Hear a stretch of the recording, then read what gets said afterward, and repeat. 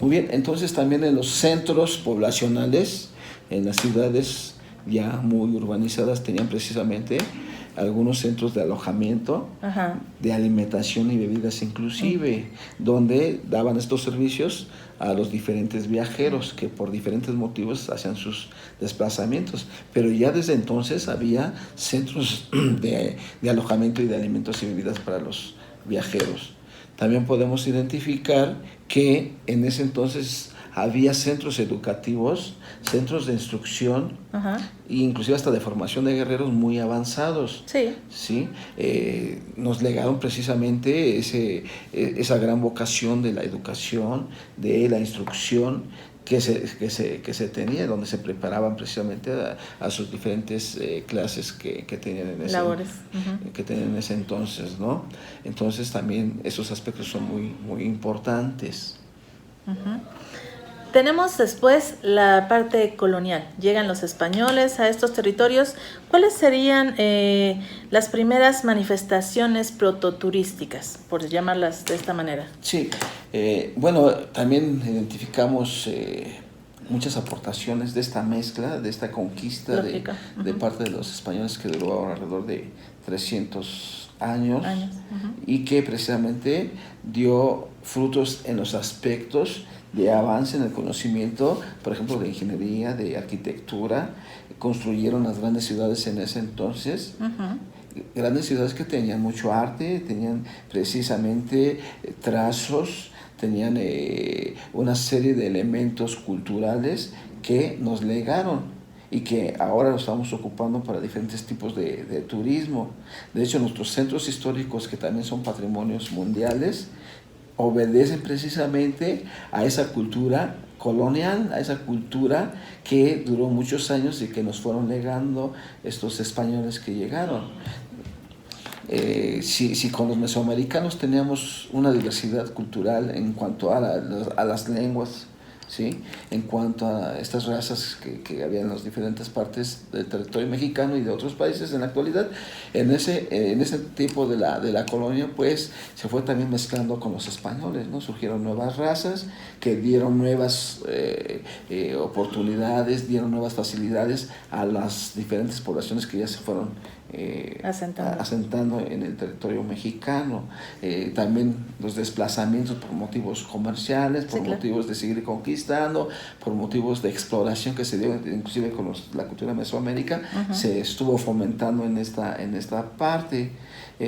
Sí hubo una encomienda de terminar con la cultura mesoamericana, uh-huh. Lo vemos en muchos casos, pero también hay aportación de esta cultura que viene de Europa, ¿no? Uh-huh. Entonces también hay aportaciones muy, muy importantes.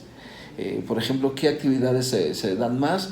Pues se sigue dando la agricultura, se empieza a trabajar mucho en la minería, la extracción, uh-huh. La extracción de estos metales preciosos como el oro, ¿no? En primer lugar, uh-huh. Que fue una explotación desmedida, pero finalmente ahora nosotros hacemos, fíjense, desplazamientos a las minas que desde entonces estuvieron haciendo por todo el territorio nacional, uh-huh. Y que ahora nosotros hacemos esos recorridos, ¿no? Que se hicieron. Que son precisamente destinos turísticos en la actualidad. Y que se dieron en esta época de México.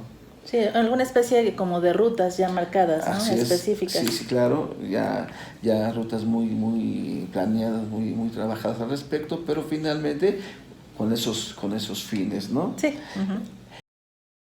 También cabe mencionar que la iglesia toma un poder muy importante en esa época y de hecho toda la cuestión política, toda la cuestión de gobernanza gira alrededor de la iglesia. Uh-huh. Se implanta una religión que no es precisamente de estas partes, sino una religión católica, una religión impuesta por la iglesia y que no es si quiere la población de ese entonces, sino sí. Que se da de una forma impuesta y sin inclusive cuestionar. Y inclusive con sangre, ¿no?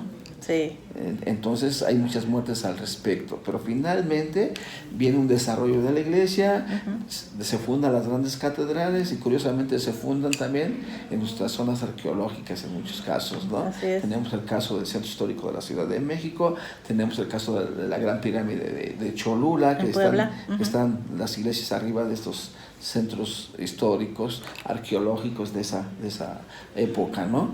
Entonces, pues definitivamente la iglesia retoma el gobierno en esa época y construye, da una serie de situaciones para que todo vaya en torno a la implantación de la religión.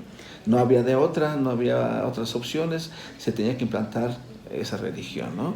Pero se manifiesta en las catedrales, en las diferentes iglesias, y que finalmente también eso ahora son motivos turísticos. Porque incluso hay documentos al respecto, ¿no? Se hace nota de todo lo que se fue haciendo, y la parte culinaria, por ejemplo, ¿no?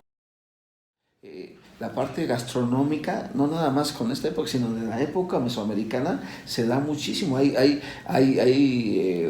aspectos agrícolas que México aporta en ese entonces para el mundo, ¿no? Como es la calabaza, como es el chile, como es la vainilla. O el chocolate. El chocolate, que ahora otros países le están sacando mucho jugo, pero el chocolate es netamente mexicano, ¿no? Desde esa época es algo importante, trascendente para esas culturas, ¿no?